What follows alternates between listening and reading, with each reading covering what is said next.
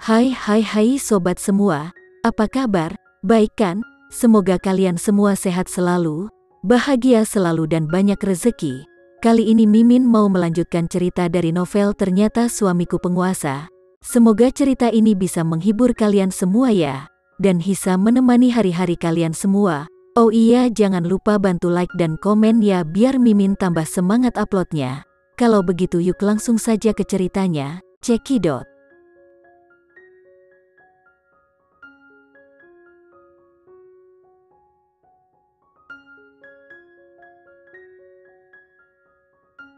Tetapi dia tahu bahwa dia tidak kembali begitu cepat. Randy tidak bisa kembali dan tidak bisa menyalahkannya.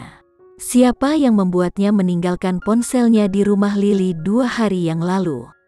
Randy tidak dapat mendengar jawabannya di telepon, dan butuh 2 hari untuk terbang kembali. Melihat bahwa tahun baru akan datang, orang tua keluarga Sanjaya akan segera datang. Semakin dekat kita dengan hari pertemuan mereka, semakin tidak terduga Putri ada di sini. Mungkin ketika Randy kembali, selama dia ada di sisinya, dia tidak akan segugup ini sekarang. Biasanya butuh setengah jam untuk berjalan, tetapi hari ini Putri berjalan cepat dan butuh sekitar 20 menit untuk sampai ke sana.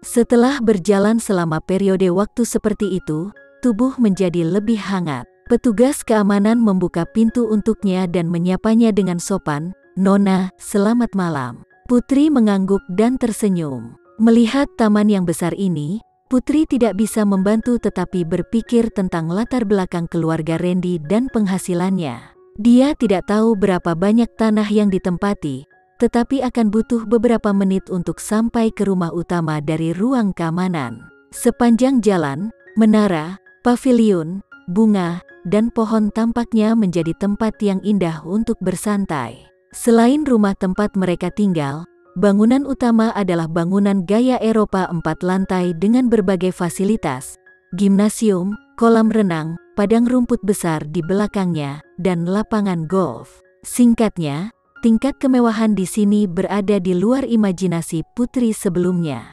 Dulu, dia merasa bahwa area villa tempat keluarga Bramastad tinggal sudah dianggap sangat mewah, tetapi dibandingkan dengan villa keluarga Sanjaya, ini benar-benar sangat beda jauh. Mungkin, aku hanya bisa mengatakan bahwa rumah seperti villa keluarga Sanjaya dapat dianggap sebagai rumah yang nyata. Meskipun para tetua keluarga Sanjaya telah tinggal di Amerika Serikat selama bertahun-tahun, mereka masih peduli dengan budaya tradisional Indonesia. Putri tahu bahwa Randy berencana mengambil kesempatan semua orang untuk bertemu selama festival musim semi untuk secara resmi memperkenalkannya kepada keluarga Sanjaya. Justru karena inilah Putri tidak bisa makan dengan baik dan tidur nyenyak selama 2 hari terakhir ini, dan dia tidak bisa bernapas seperti ada batu besar yang menghalanginya. Memikirkan hal ini, Putri tidak bisa membantu tetapi mengepalkan tas di tangannya lagi, berharap bahwa para tetua keluarga Sanjaya bisa merasakan sedikit niatnya. Hari ini lampu seluruh villa menyala. Dari kejauhan, itu terlihat seindah istana. Tiba-tiba Putri mendengar percakapan seseorang. "Jakarta adalah kota asalku. Aku tumbuh di sini. Cuaca di sini cukup bagus. Aku hanya akan berjalan-jalan sebentar. Kamu dapat kembali ke rumah dan melakukan pekerjaanmu lagi. Cuacanya dingin dan kesehatanmu sedang memburuk. Kembalilah dan istirahat dulu, lalu pergi nanti ketika matahari terbit besok." Putri hendak memasuki rumah, ketika dia mendengar percakapan antara seorang pria dan seorang wanita. Langkahnya berhenti tiba-tiba, dan dia tidak bisa melihat di mana sumber suara berada. Yang menarik perhatian adalah sepasang pria dan wanita yang berjalan bersama. Baik pria maupun wanita mungkin berusia 40-an. Keindahan wanita, pria tampan, bertahun-tahun telah memoles mereka seperti sebuah karya seni, dan temperamen anggun antara senyumannya, hanya dengan memandang mereka akan membuat orang merasa senang melihatnya. Putri memandang mereka dengan tenang, tidak bisa memalingkan muka, karena dia melihat bayangan Randy pada mereka. Putri dapat yakin bahwa mereka adalah orang tua Randy. Namun, Papa Randy berusia 57 tahun, dan mamanya berusia 50 tahun, dan mereka tampaknya berusia 40-an. Putri bisa melihat dan berpikir sehingga ketika ibunya Randy memperhatikannya, tatapannya tertuju pada tubuh ibunya Randy. "Sayang, kamu bisa pergi ke rumah dan melanjutkan pekerjaanmu. Aku akan membiarkan gadis kecil ini menemaniku berkeliling." Suara lembut mamanya Randy menyela pikiran Putri. Mata mereka tertuju pada Putri, dan mereka sepertinya bertanya. Putri diawasi oleh mereka, jantungnya berdetak sangat kencang, seolah ingin melompat keluar dari tenggorokannya. Mereka adalah orang tua Randy. Dia seharusnya mengikuti Randy untuk memanggil orang tuanya.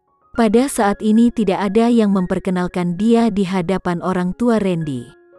Dia khawatir jika memperkenalkan diri sekarang akan terlalu tiba-tiba dan itu akan membuat mereka terkejut. Tepat ketika Putri ragu-ragu, Papa Randy memandang Putri dan berkata, "Temanilah istriku.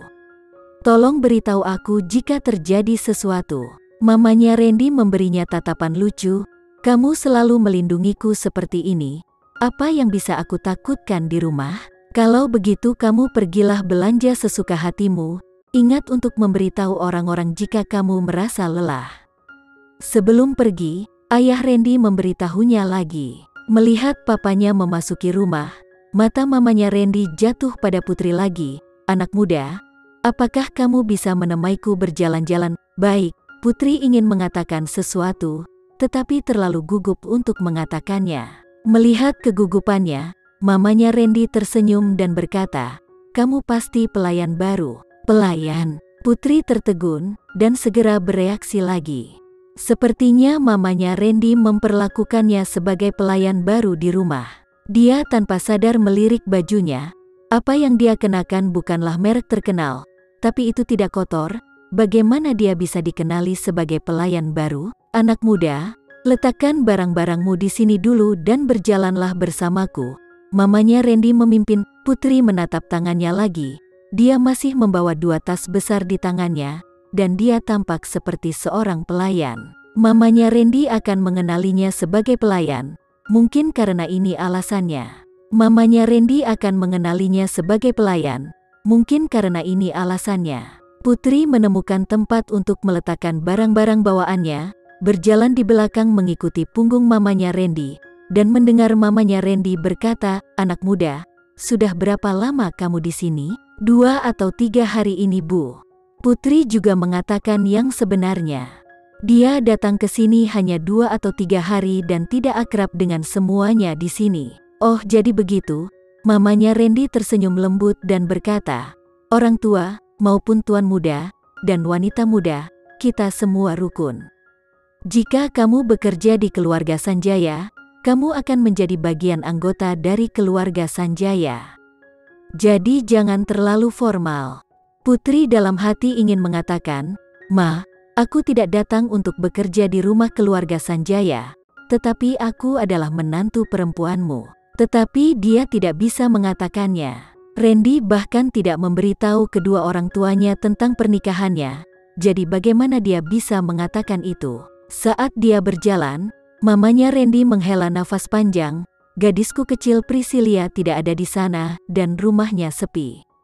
"Aku tidak tahu kemana anak itu pergi." Guk-guk-guk. Putri hendak berbicara tentang Priscilia, tetapi gonggongannya memotong pembicaraannya.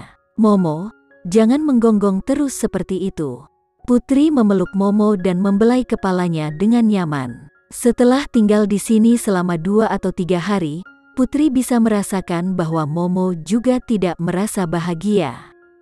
Dia selalu waspada ketika dia melihat orang. "Apakah ini anak anjing kecil yang kamu besarkan?" Mamanya Randy bertanya sambil tersenyum, dan kemudian berkata, "Anjing kecil manis, iya benar ini anak anjing kecil saya." Putri memandangi mamanya Randy dan tersenyum malu-malu. "Mama Randy, apakah Anda ingin menyentuhnya?" Mama Randy. Tiba-tiba mendengar nama ini, mamanya Randy sedikit terkejut, dan dia tidak bisa tidak melirik Putri lagi.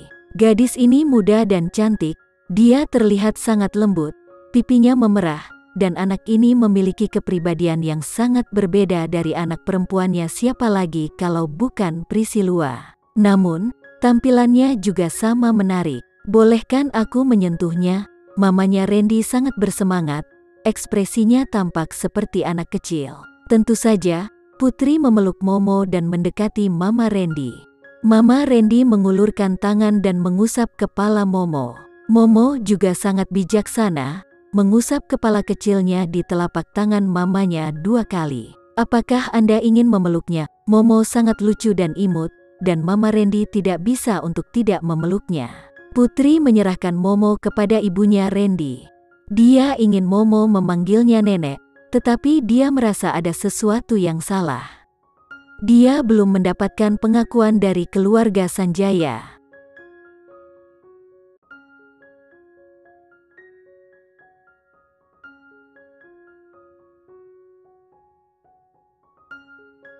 Sekian dulu ya cerita kali ini. Kita lanjutkan lagi ceritanya di lain waktu. Oh iya, bagaimana menurut kalian? Semoga bisa sedikit menghibur kalian semua. Jangan lupa like, share dan komen ya. Untuk teman-teman yang baru nonton, jangan lupa subscribe-nya. Hehehe. Kalau ada teman-teman yang ingin gabung langganan bisa langsung gabung saja untuk dapat fitur yang menarik dan sedikit membantu Mimin. Terima kasih sudah menonton. Sampai jumpa lagi. Bye bye bye.